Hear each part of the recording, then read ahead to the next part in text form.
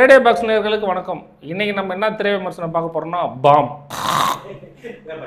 தெரியுதுங்களா சவுண்டு?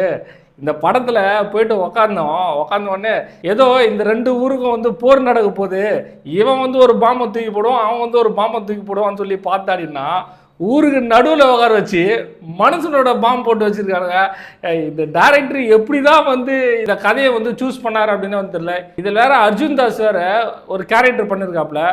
அர்ஜுன் தாஸுக்கு உண்மையிலே சொல்கிறேன், ஒரு படத்தில் ஃபிக்ஸ் பண்ணுறாங்க அப்படின்னா என்ன கதை ஏதுலாம் வந்து கேட்க மாட்டாப்புல போல இருக்கு. சார் நீங்கள் ஹீரோ அப்படின்னா அப்படிலாம் நீங்கள் சொல்லுங்கள் சார், கதை நம்ம வந்து ஸ்பாட்டில் வந்து கேட்டுக்கலாம்னு சொல்லிட்டு அப்படியே போயிடுவார் போல இருக்கு. இந்த படத்தில் வந்து பார்த்தோமா அப்படின்னா ரொம்ப மௌனமாக தான் வந்துட்டு இருக்காப்புல.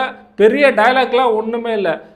எப்படி தான் இந்த கதையை சூஸ் பண்ணாப்புல அப்படின்னே வந்து தெரியல. ஏன்னா இந்த படத்துலன்னு முழுக்க ஹீரோன்னு பார்த்தோம் அப்படின்னா காளி வெங்கட் அவர்கள் தான். ஏன்னா ஹீரோக்கு வந்து பெரும்பாலும் வேலையே இல்லை. காளி வெங்கட் வந்து குடிச்சிட்டு இருப்பாப்புல. இவருக்கு என்ன இவர் வேலை வெட்டியா போறதில்ல போல இருக்கு. என்ன வேலைக்கு போறாருன்னு கூட வந்து காமிக்கவே இல்லை. காளி வெங்கட் வந்து தூக்கி வந்து அவர் வீட்டு திண்ணையில் போட்டு மறுபடியும் வந்து வீட்டுக்கு போயிடுவாப்புல, மறுபடியும் குடிச்சிருப்பாப்புல, மறுபடியும் வந்து வந்திருப்பாப்புல.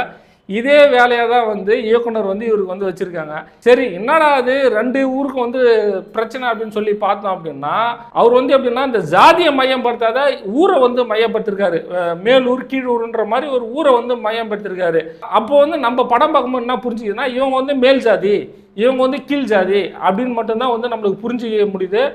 இந்த இதில் வந்து இவர் எவ்வளவோ முயற்சி பண்ணுறாரு, காளி வெங்கட் ரெண்டு ஊரையும் வந்து சேர்த்து வைக்கணும்னு சொல்லிட்டு.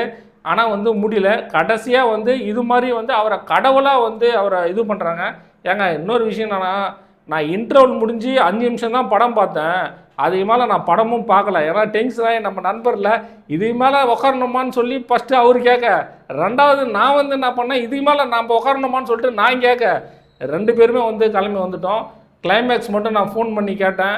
அதில் என்ன சொன்னாங்கன்னா, காளி வெங்கட்டை வந்து இது பண்ணிவிடுவாங்க, அதுக்கப்புறம் வந்து ரெண்டு ஊர் வந்து ஒன்றா சேர்ந்துருது அப்படின்னு சொல்லிட்டு.